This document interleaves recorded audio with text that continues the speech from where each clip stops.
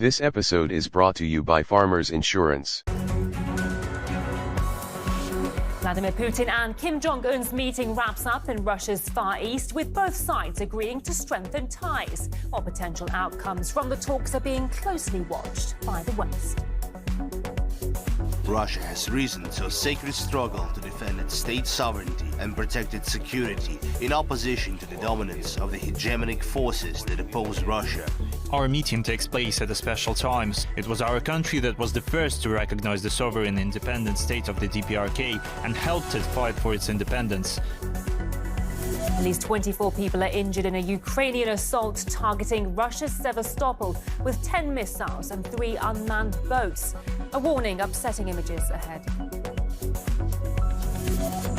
Gruesome scenes of bodies washing up on beaches in Libya, with the death toll surpassing 5,000 and 10,000 more missing, as Storm Daniel devastates neighborhoods across the country's eastern region.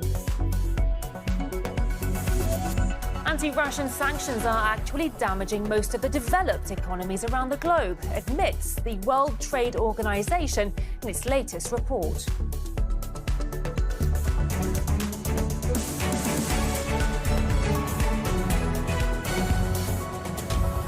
It's 3.8 seconds. Jaguar delivers that thrill every day. The F-Pace, how Jaguar makes an SUV. Will Turkey ratify Sweden's NATO membership? Stockholm says it can't fulfill all Ankara's demands. As the bloc's membership requires unanimous approval, what would make Turkey change its mind? And what does all of this mean for NATO's future? This is Inside Story.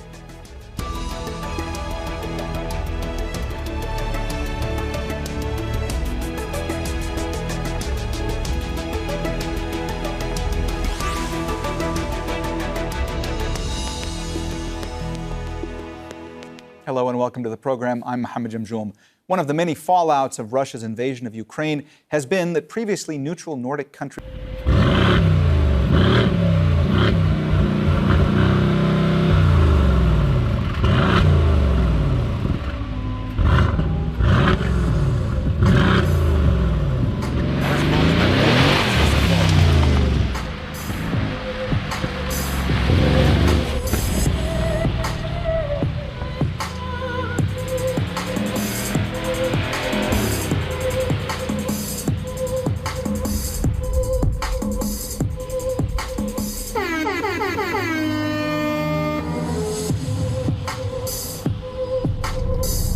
So setting off here in the 2023 Integra. So the first thing you notice about this, well, you have a really nice low seat in this car, is that I'm sitting up higher than I was expecting to, and I have the seat as low as it'll go, and I'm only 5'9", and I feel like I'm kind of sitting up a little high. It almost reminds me of like my Mustang's driving position, and a lot less like the Supra or the GR86 where you sit a lot lower. This definitely has a little bit of a higher sitting position, so you know, just a little less sporty than I was expecting, honestly, but because of that, you have excellent visibility. You have a great view up over the hood there, nice thin A-pillars, great view out of the sides. View out of the back is also really good, and even with that thick C-pillar, because of how far up that rear glass comes, you can actually see around it pretty well. You also do have blind spot monitoring and stuff like that to help you out, and I feel like I can see out a lot better than in the Supra, for example, and so that's definitely appreciated.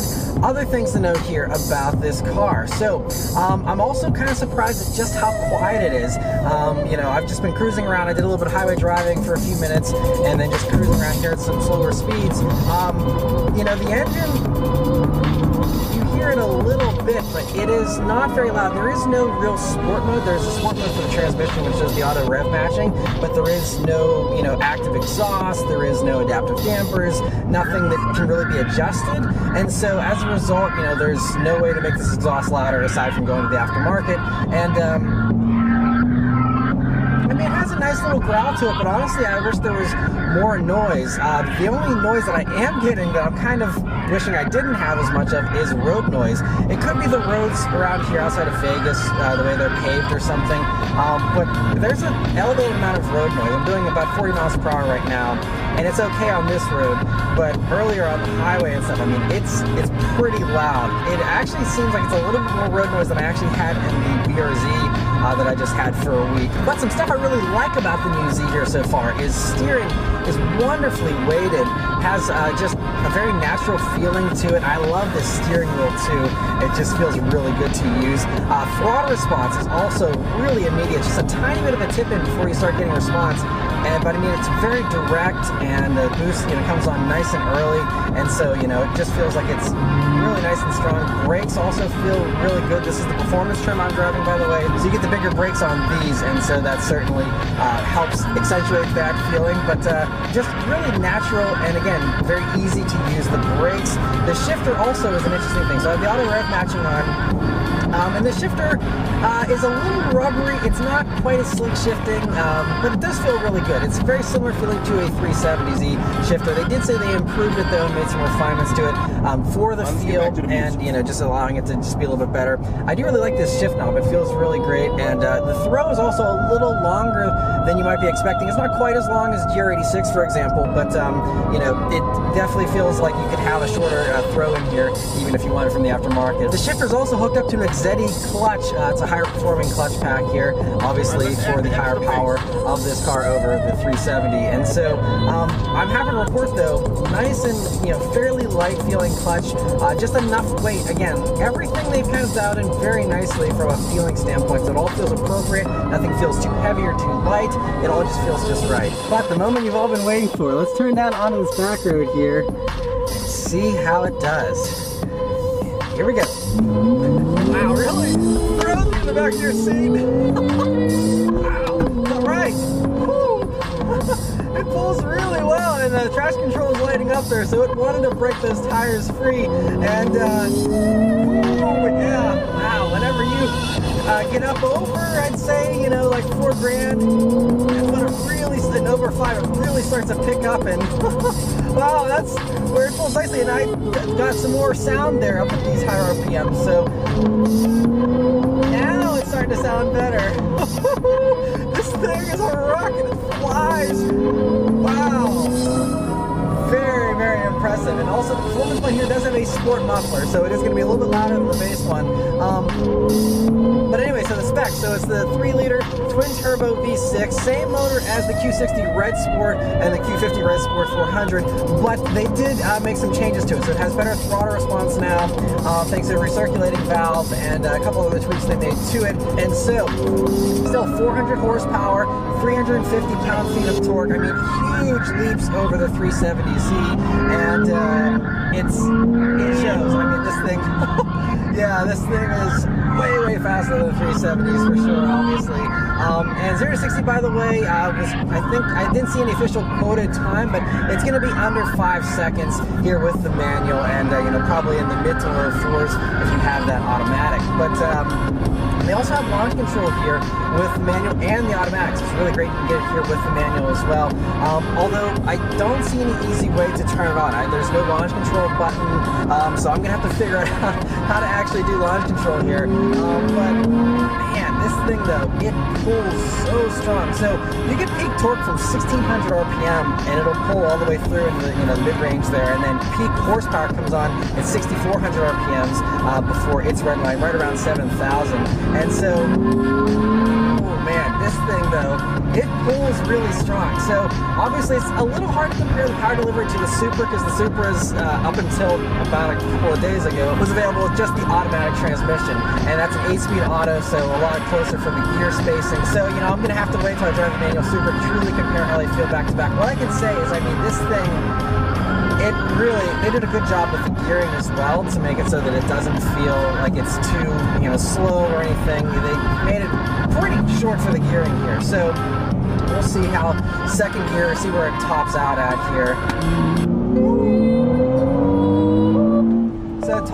So second gear is like 65 miles per hour. The time is 2:12 a.m. Is where you're going to be topping out there. So I mean, that means you can do a 0 to 60 run there in second gear, which is great. But and then third is going to be well above legal limits here, so I'm not going to be able to find the top of third here in normal driving circumstances. But third gear is really a champ. I mean, this thing pulls hard, and also I like how the suspension moves around. Gotta love New York City. I mean, that nose really lifts up nicely, and the back end squats down, and it really is an exciting feeling. And I mean, yeah, 400 horsepower in a car that's, you know, as small and, you know, as light as this is, you know, it's going to feel exciting. But I mean, this is like way more excitement than the Q60 Reservoir, in my opinion at least. So we don't have any tight corners to go on just yet here. But what I can say also as far as handling is it does feel nice and tight.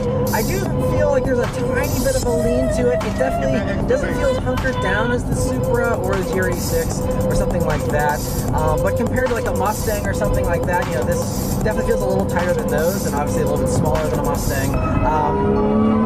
But yeah, it feels really good. By the way, though, if you are curious, curb weight is just over 3,500 pounds. It's like 3536. So it's roughly about 100 pounds or so heavier than the 370Z. Most of that goes into the fact that you have, you know, all the turbo stuff. You have 2 turbos, you have the intercoolers, you have all the extra cooling needed for this motor, which is higher performing in general than the 370 motor.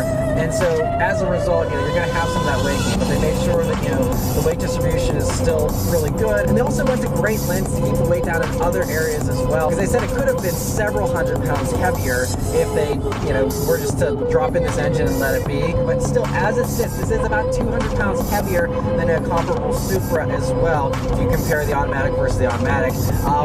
So, you know, you're going to feel that extra weight, and like I said, because they're sitting up higher and stuff, this definitely in corners I don't think is going to feel as sporty as the Supra. I do appreciate the tight steering though. It is really nice and tight, and I'm very happy that, you know, they set everything, even though there is no adjustability for any of this stuff really, I'm just very happy they set everything up very well so that I don't feel like I need any adjustability either, which is great. Also, you know, you have good grip. You have 255 wide tires in the front, 275s in the rear here, and they're Bridgestone 007s here for the performance trim. If you were to go for the sport trim, you go down to 245 wide tires all around with the same amount of horsepower, which if you want the squirreliest Z out there, definitely go for that base trim.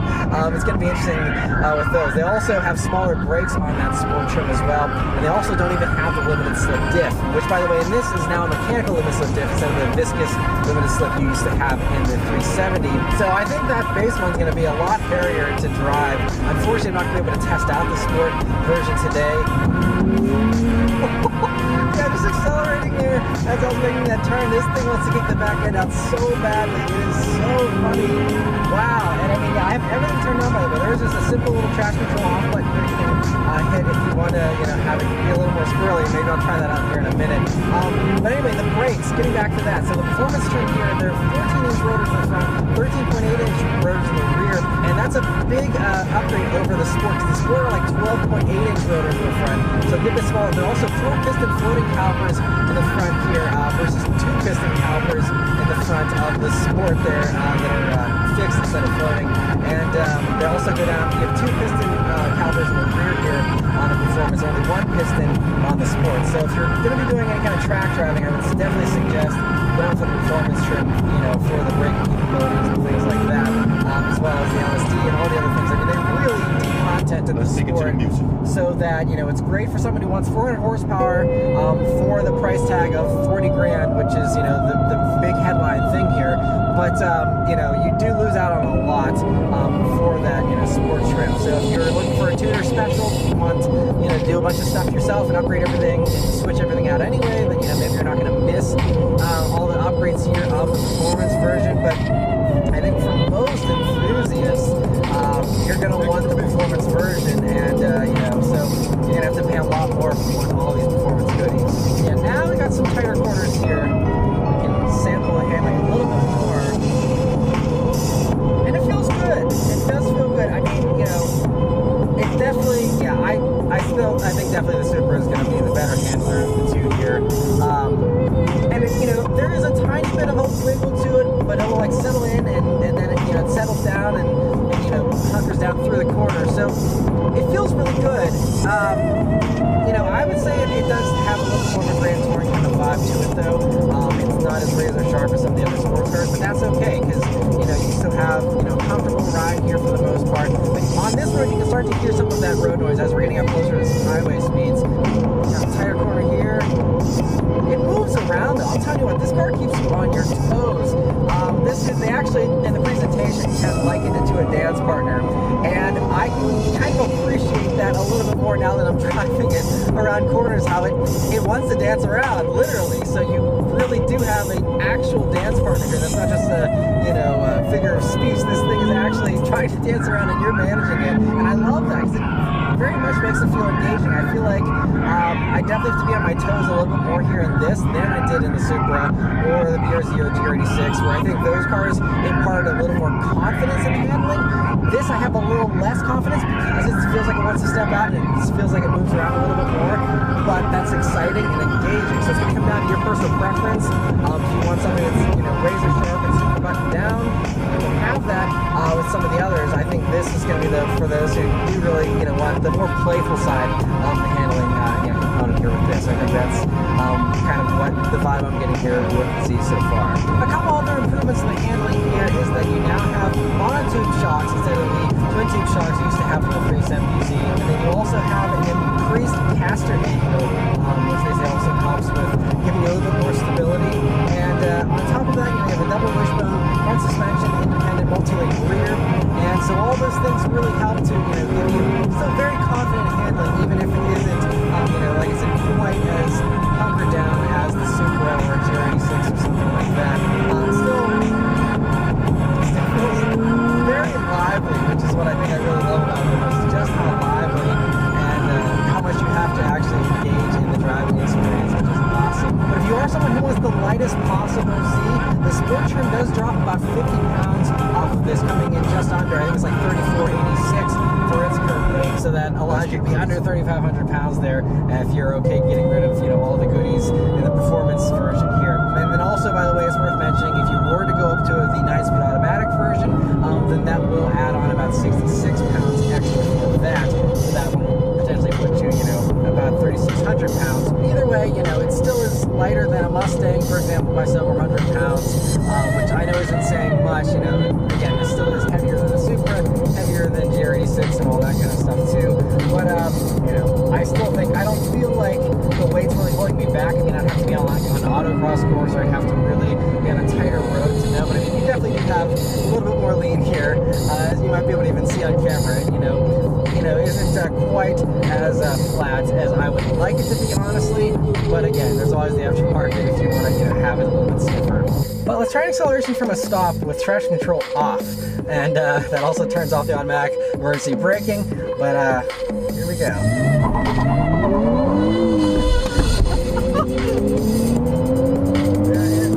More than happy to give me lots of wheel spin there when you do that.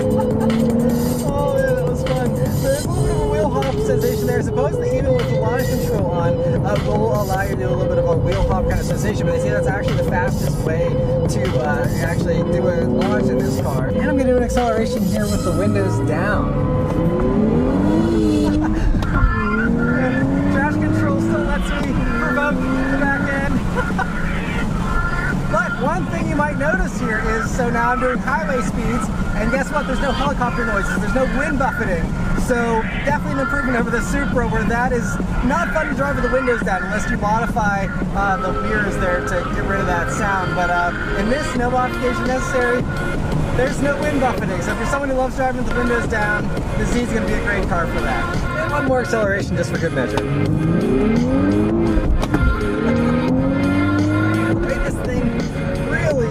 Raises up whenever you're flooring it. It's so much fun.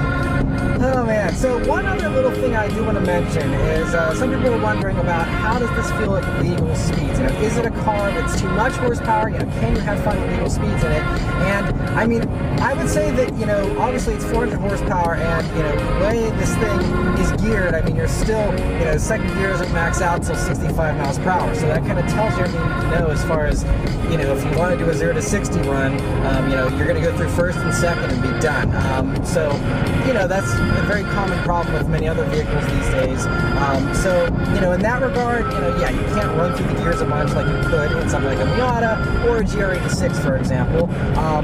But, I think that it still is fun at legal speeds just because of the boatload of torque. I mean, that full torque coming on at 1,600 RPMs means anytime you're loafing around, you just stomp on it. You can just do those quick little spurts, but I mean, that nose lifts up still, and it really, I mean, that full boost comes on and really starts to sling you forward, I mean, I feel like whenever I floor this thing and then that boost comes on full blast, it feels like what it looks like in a Fast and Furious movie when they hit the nostril, like, whoa! Like, that's kind of how this feels. It really plants you in the back of your seat very strongly. And so in that aspect, it's a lot more fun than the GR86 or something like that. And also more fun, in my opinion, than even the Supra, you know, as far as, you know, just holding onto one gear and just having it surge forward. The Supra is very intense and crazy, but it's also shifting a bunch while it's doing that because of that 8-speed automatic, and that's how it's so insanely fast. It's ripping off those shifts super fast with the super short gearing and stuff. So this, you know, is a little bit of a different speed sensation, but it's a very kind of a little bit more old school of a sensation, and just still so much fun. And so, you know, I mean, yeah, you know, a car like this, 400 horsepower, is going to be tough to fully exploit on the streets anyway, but you know, it's just as much fun as, you know, Mustang GT on the streets or something like that, which has, you know, even more power. Same kind of deal here in this, in my opinion. Also, we can lean on these brakes, really strong brakes. The more and more I push this engine, the more and more I really do love it. Even though I still have 0 out of the exhaust, basically, I really do love that induction note, and the way this motor sounds is really nice. I still would, you know, love to see an active exhaust on this or some kind of option for that. As it is, it sounds really, really sweet. So I kind of recant my previous complaints. You know, if you're going slow, you know, it would be nice to have a little bit more sound, but, you know, whenever you're getting on it, at least you do have a good amount of volume and a good amount of excitement there from the audio department. And this road right now is a little bit bumpier, and still the ride quality is really nice. You know, it's not overly stiff. I'd say the ride quality is certainly better than the Supra, a little bit more comfortable than that, and probably even a tiny bit more comfortable than the GR86 and the BRZ, but not quite as comfortable as a Mustang. So kind of, again, a happy medium, kind of where the Z's falling with everything, with power, with pricing, with, you know, everything. It seems like the ride quality is just the same, where it's kind of in between, you know, the harder edge stuff from Toyota and the softer, you know, muscle cars and stuff like that. But it's a really nice thing. I think it'd be great to daily drive, great to go on a long road trip, even because, you know, it does have, you know, nice, good amount of visibility, good ride quality. I'd say I would certainly pick this for a long drive over a Supra, you know, just because of those comfort things. One other sound that I'm noticing is you actually have a little bit of gear whine. I noticed it most in 4th gear, right around 3,000 RPM, so you're cruising like 50 miles per hour. Not sure if you can hear that or not, but just very interesting. And now out on the highway here in the Z, it's a really nice highway cruiser. Like I said, you have a little bit of road noise here. But one really nice thing I appreciate is that you have adaptive cruise control here on the manual Z still, which is something a lot of manual transmission cars don't offer adaptive cruise. But this one does. Obviously, it won't do the low speed stuff, but at least as far as, you know, normal highway speed cruising, you know, you have the full-blown adaptive cruise control, which is great. And so, other than that, you know, you have blind spot monitoring and your cross-traffic alert, all the typical safety stuff you'd expect. And it all seems to be standard, by the way. So if you go for that base sport trim, I don't think you lose any of the safety tech. So that's one nice thing they still do include with the sport versions. Yeah, just out on the highway here, yeah, it's just a nice cruiser. Like I said, the ride being a little bit softer than the Supra certainly is nice. And yeah, just a really nice thing to cruise around in. And now the road's gotten smoother. So here's what a nice, smooth highway would sound like. But the last two things to really mention here are the fuel economy and the pricing of the Z. So first off, fuel economy, these are rated for the manual at 18 in the city, 24 on the highway, and 20 combined. You know, if you're buying one of these, you probably don't really care too much about fuel economy, you know, but it is worth noting that that is, you know, basically like the same kind of fuel economy you're gonna.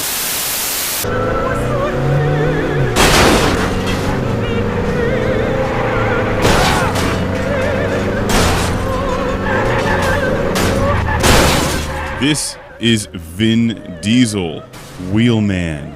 Plastered all over the packaging is Vin Diesel. On the menus, Vin Diesel. In the game, Vin Diesel. Just because you can put Vin Diesel in a video game doesn't mean you should.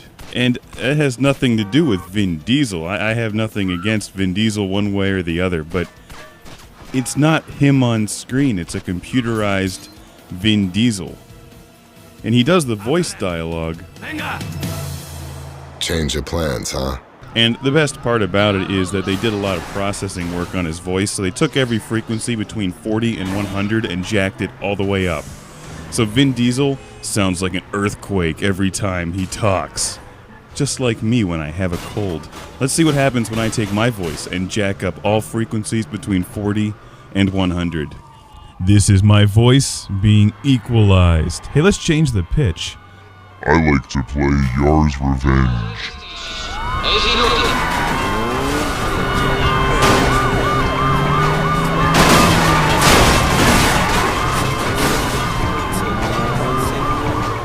The strength of Wheelman is in its overall mediocrity.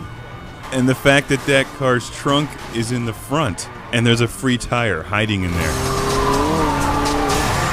Putting the little animated cartoon action figure of Vin Diesel in that car was like trying to shove Skeletor inside the Barbie Dreammobile. He fit. It was a pink Corvette, right? I think my cousin had one. And yes, Skeletor does fit in it.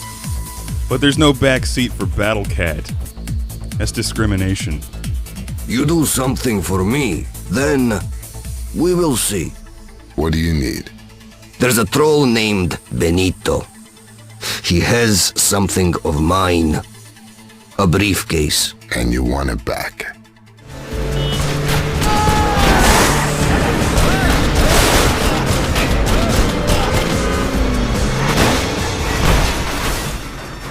It's hard not to look at this game and immediately see Grand Theft Auto with a teen rating, which is essentially what it is.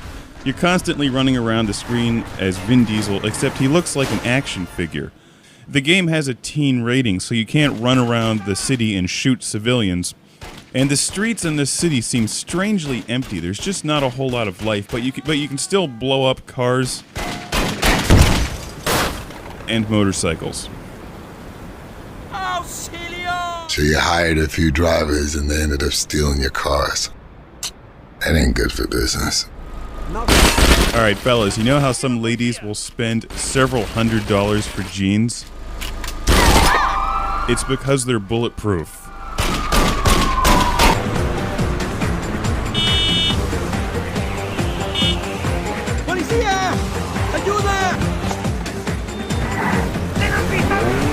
You're running around screen as a little animated Vin Diesel, which just seems strangely out of place in this game. It would have been much better if it was a fictional character, or if they would have just hired Bruce Campbell to do the voice dialogue.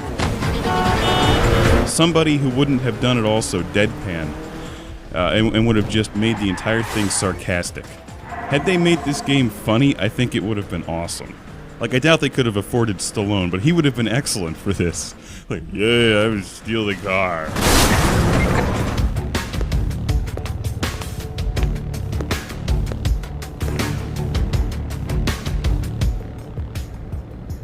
Which one of you is Felipe? Do I know you? Not yet. My name's Milo Burek. Don't make me kill you! There's a storyline in the game where you're Vin Diesel, playing Milo, and he has to do a number of things, and the storyline is fairly cliche. There's a whole bunch of side missions, and that's actually the best part of the game. Not only is it funny that you can steal smart cars, or at least little tiny cars that look like smart cars, but the whole airjacking concept is so ludicrous that it would have been better suited for a sarcastic, humorous video game. Vin Diesel jumps from moving vehicles or motorcycles onto the top of other cars, then kicks out the drivers and steals them. Awesome. And frankly, I'm going to recommend this game because Wheelman pushes the envelope of so ridiculous that it's good. And the featured car in the game is a Pontiac. In Spain, they can't even sell them over here.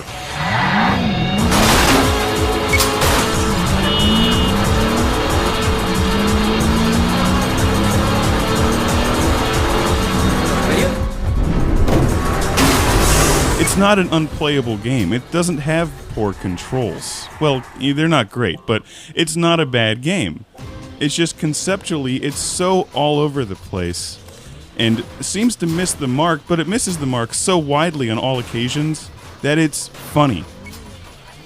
And I mean that as a compliment, I really do.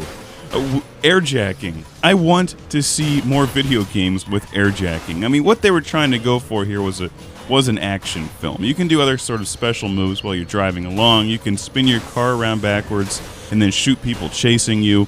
There's a lot of times where the action slows down and it gets very cinematic, and Vin Diesel starts talking. And it's such a mixed bag of mediocrity, as I said in the beginning, that it does turn into an entertaining video game. And you can airjack smart cars. Wheelman is actually a rather large game, and if you noticed earlier, I showed the map of the city where there's a number of different challenges and side races and side missions that you can do. There's races like street races against a number of other opponents. There's anything. It should be a station wagon or SUV with a roof rack that you could hang on to. That's Wheelman. I'm waiting for the sequel, Wheelman 2. Vin Diesel on a unicycle, airjacking hot air balloons filled with clowns. Rank S.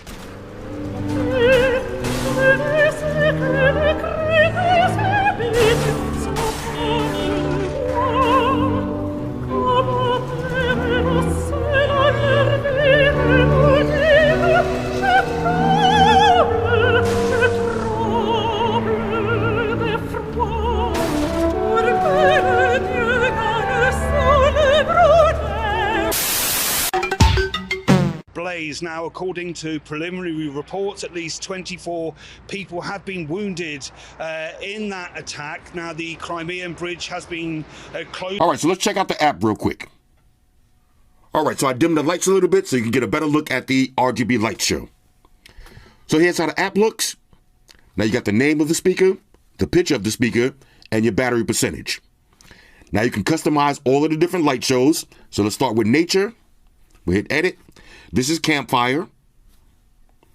You got Aurora, Sea Waves,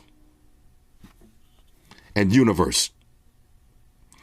Now these lights, they just look so dope, and it's 360 degrees and on the bottom. Okay, that's pretty epic. All right, so let's go to Party. Okay, so you got Spin. You got Rhythm. Now this is going to beat with the music. You got Strobe. Okay, same thing. It's going to move with the music. Geometry. And Rainbow. Okay, now let's take it over to Spiritual. Okay, so you got Hover. Nice and mellow. You got Flow. And you got Focus. Now let's take it over to Cocktail. All right, for Happy Hour, you got the Mojitos. You got Fruit Gin. You got Tequila Sunrise. Okay. And one of my favorite drinks, Cherry Margarita. Okay, so now let's take it over to Weather. Now, this is my favorite feature right here. Look at the weather. So this is the sky right here. Okay. Blue skies with the white mixed in. Real nice. You got clouds. Okay, kind of looks like a cloudy day. You got rain. This is excellent mood lighting when you're getting your scumbag activities on. You got snow. Okay, nice and chill. And my favorite, storm. Now it kind of looks like lightning going off in the background. That's real dope. And you got canvas. So you got Nebula, Lullaby, you got Meadow, Marshmallow, and Poetry. Okay, so fully customizable light shows. Let's take it over to my favorite. We'll leave it on Universe. Okay, now let's go to color modes. So if you want, you can pick a static color. So say you just want purple. Say you want green. Say you want orange.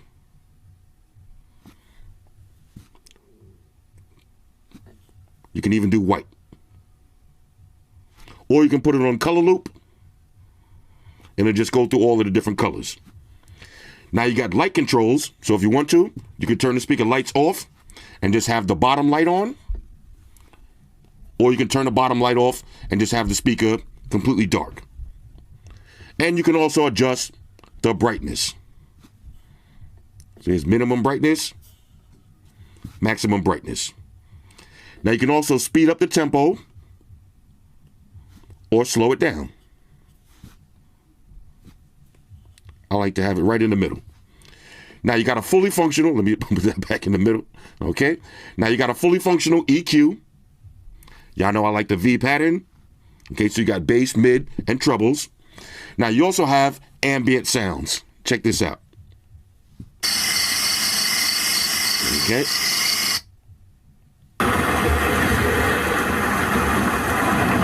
This will be perfect. Watch this. This will be perfect with the Storm. Let's put on our Storm. Look at this. Ambient sounds. Okay. You got Campfire. That'll be perfect with the campfire lighting.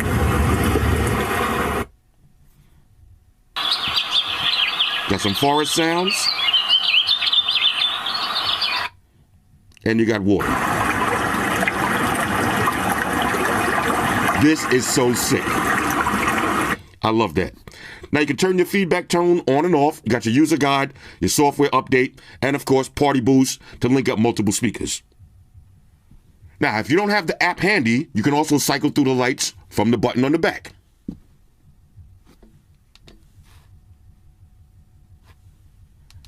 So just change a bunch of different settings.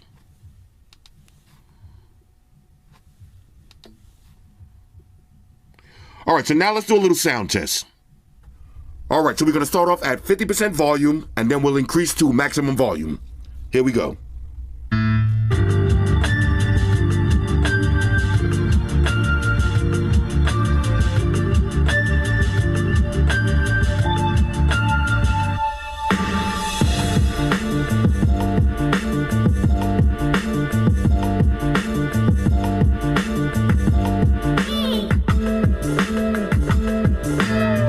Okay, now I'm going to start the song over. This time we'll take it to maximum volume. And on a side note, you can feel the bass shaking the table. All right, so let's get max volume. Here we go.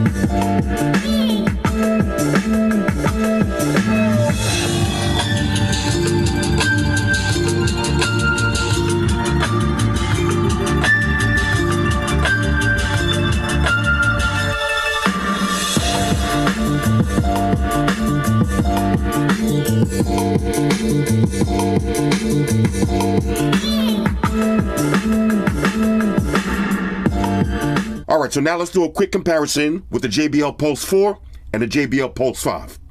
Now, like I said, the Pulse 5 is a bigger speaker, has a bigger woofer, has more customizable RGB lights on the bottom. And if you go to the app, you see with the Pulse 4, you can customize some of the different lighting effects, but there's no EQ. With the Pulse 5, you do have an actual EQ. All right, so let's do a little sound test. All right, so we got both of these on max volume. I'm going to start off with the JBL Pulse 4. Here we go.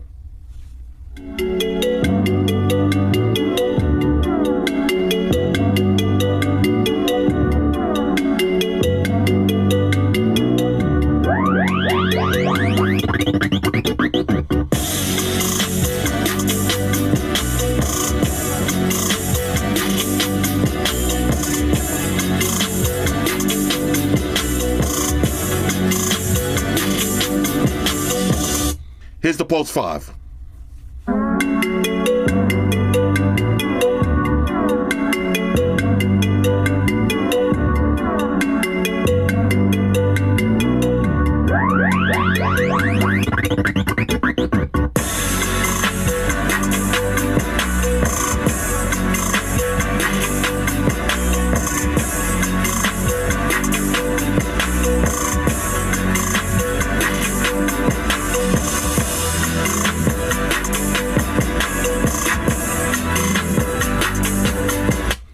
Now, it might be hard to hear on camera, but the JBL Pulse 5 is definitely a little bit louder, has more clarity, and you can feel the bass vibrating a little bit more. Let's try that one more time. Here's the Pulse 4.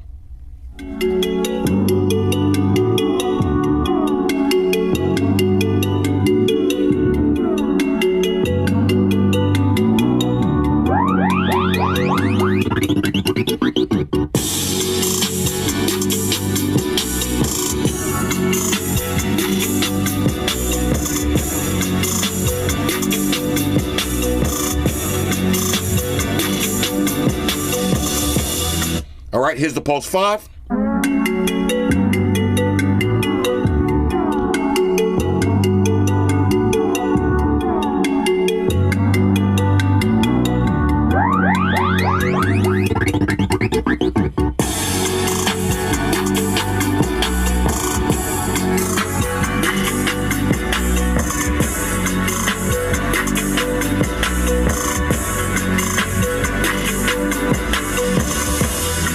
Okay, so the JBL Pulse 5 is definitely an upgrade. All right, so now let's see how two JBL Pulse 5 sound paired together in complete darkness. So now you're going to get the full effect of the RGB light show. Here we go.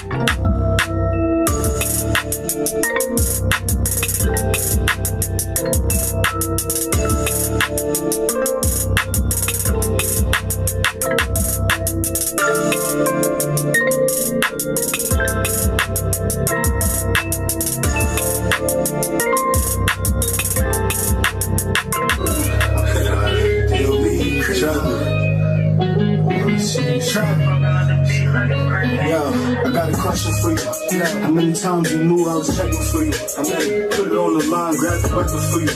Bro, I was front line, I was repping for you. Tractor, came by myself, I was stepping for you.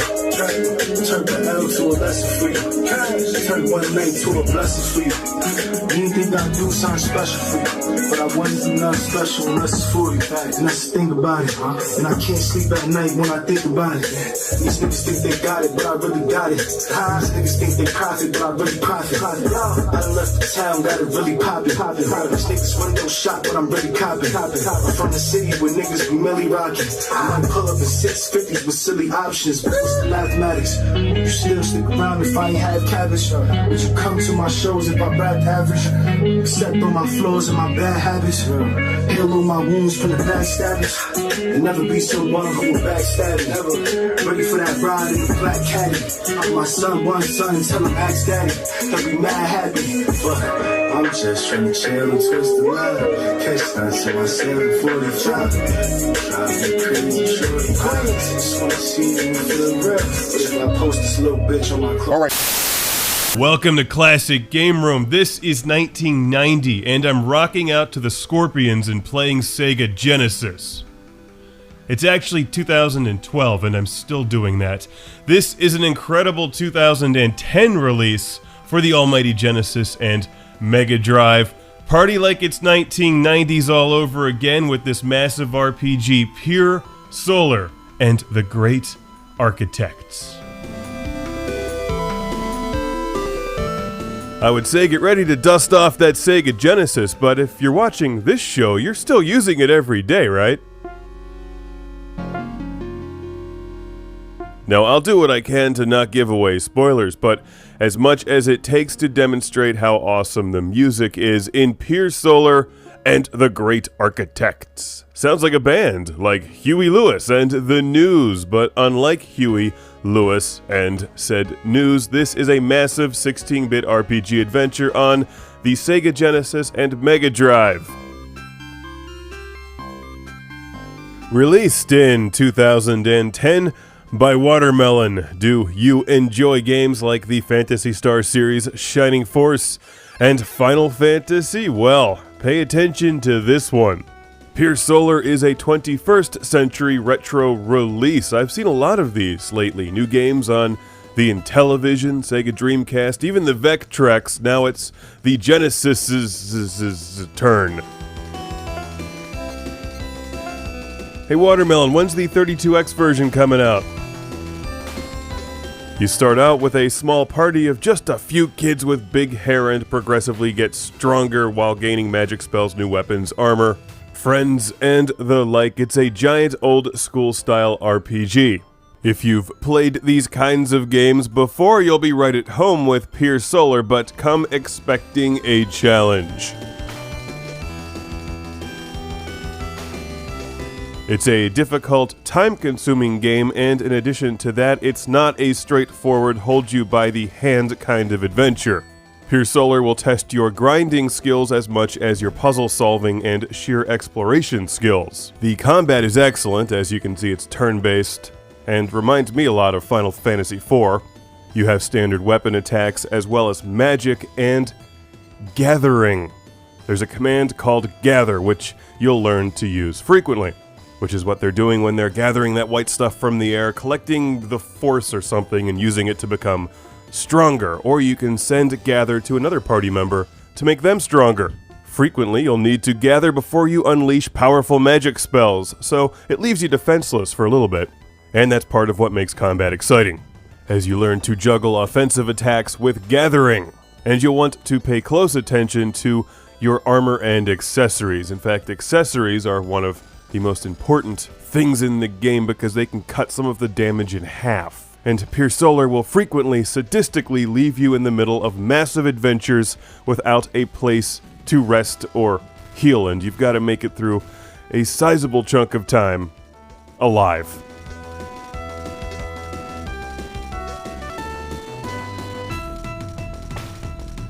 In addition to enabling some of your magic spells, gathering can be done multiple times to seriously increase your weapon's damage. Now, let's move on to the exploration part of the game. Like Phantasy Star 4, you see all of your party members, not just one. I always like that. There's lots of towns and environments to explore, loads of items, weapons, and armor, and a genuinely entertaining storyline. With a planet in trouble, that's about all I'll tell you. The characters are also likable, but what I dig is the writing style, which is far more relaxed and modern than the old school 90s RPGs.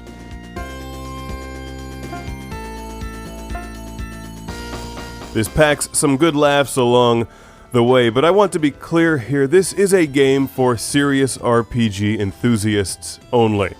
Pier Solar is not a casual game. It's amazingly frustrating at times, especially when you get lost. Because the combat is draining after a while, you'll have to conserve your magic and health, but the designers found joy in hiding key items behind things that don't look like they're explorable parts of the environment, like this one part of the game where they hide a key behind a pillar that's impossible to find unless you just happen to walk into the wall there, or find a walkthrough online.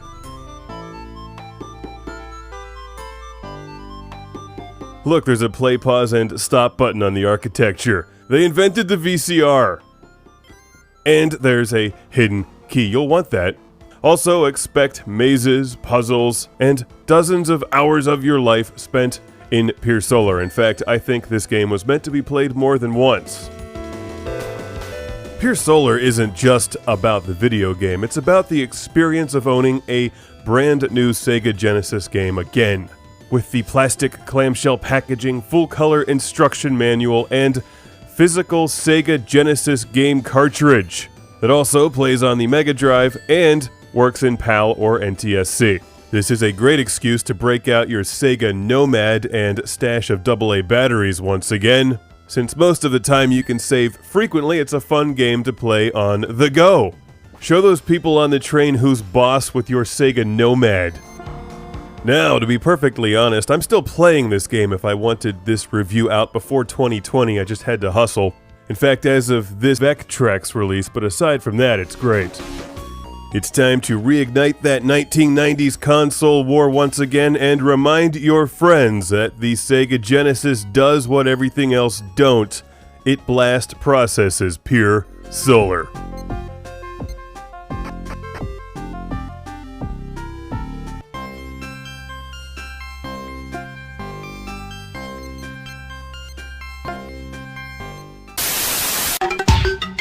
Recognize the admission of Finland and Sweden to NATO, because we all know that, looking from an historical perspective, NATO members have brought their national issues to the...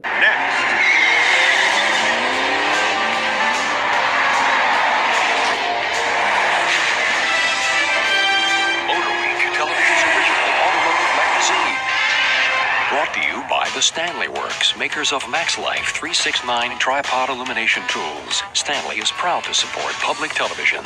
Stanley, make something great. Information available at www.stanleyworks.com. And by Dunlop Tires, presenter of the Dunlop Drivers' Cup, an international competition racing to America, testing the skills of non-professional enthusiasts, off-road and on the track. Information at dunloptires.com. And by Cars.com. Let's say you're looking for a car. Cars.com can help. Research, locate, even contact a dealer. Cars.com. Find the right car for you. And by Radio Shack, where the excitement is building with Vex Robotics. Vex lets you create and design a working robot, limited only by your own imagination. More information about Vex Robotics is at Radio Shack or radioshack.com. Your host for Motor Week, John Davis. Well, hello and welcome again to Motor Week. We're glad to have you with us. When you see an SRT logo on any Chrysler-built car or truck, you know you're in for a YRT8. It's Hemi-fired and ready to rumble.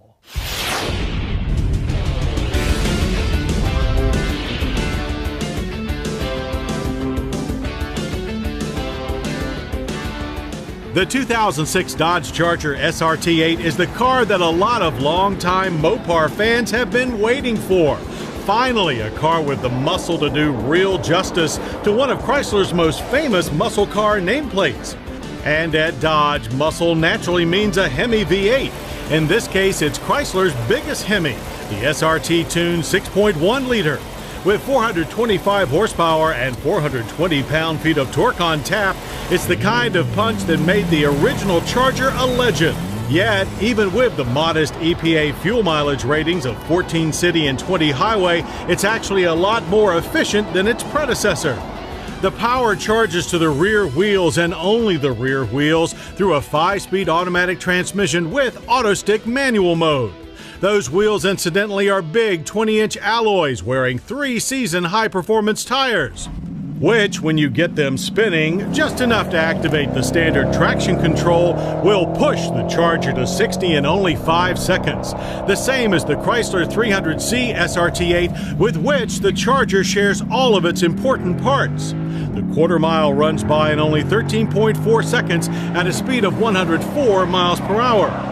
As expected, the big Hemi is all torque, but with a much more civilized power delivery than its ancestors. It's smooth with a big rumbling exhaust note, and the 5-speed gearbox delivers firm shifts in both manual and auto modes.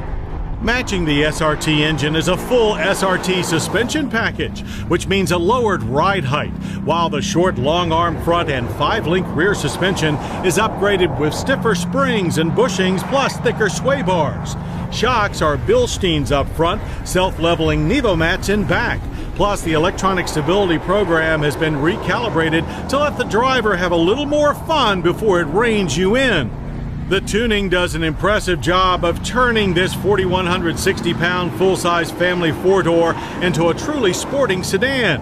Spin the 16.1-to-1 rack and pinion steering, and the SRT8 turns sharply into the quarters of Savannah, Georgia's Roebling Road Raceway. There is a lot of body roll, but also a lot of grip. Front plow is well controlled with a lot less push than a standard Charger. But while all of our drivers were pleased with how nimble the big Charger was for its size, they also complained of an overall lack of feel from the steering and suspension. No complaints about braking, however, as big vented disc with strong 4-piston Brembo calipers and ABS hauled the big car down from 60 in a good average distance of 128 feet. Plus, after repeated laps, fade and brake integrity remained solid. SRT designers took the already muscular body lines and retro roof shape of the standard Charger, an adult comfortable rear cabin with a 60-40 split seatback. That expands the already big 16.2 cubic feet of cargo space nicely. But to pack all this big bore Charger into your garage, you'll still have to shell out at least $38,095. That includes $2,100 of gas guzzler tax. Add on the options and it can quickly jump to the $43,505 price of our loaded test car. With fuel prices continuing their roller coaster ride, we're sure that to some, the Dodge Charger SRT8 is simply the wrong car at the wrong time. But in reality, the Hot Rod 2006 Dodge Charger SRT8 is not only more responsible than its original muscle car patron, it's an anthem for those who want once again to put some fun back into driving without throwing caution to the wind. Traffic as a precautionary measure, but the governor says that civilian platform of the alliance whenever any particular topic came to the agenda. Let's to thank one of our sponsors, Farmers Insurance. I've seen this movie before. You have? Sure. This is the part where all is lost and the hero searches for hope. Then a mysterious figure reminds her that she has the Farmer's Home Policy Perk Guaranteed Replacement Cost, and that her home will be rebuilt regardless of her limits or if the cost of materials has gone up. That's really something. Get a whole lot of something with Farmer's Policy Perks. Wait, I didn't ruin the ending, did I? Yeah, you did. We are farmers, bum bum bum bum bum bum.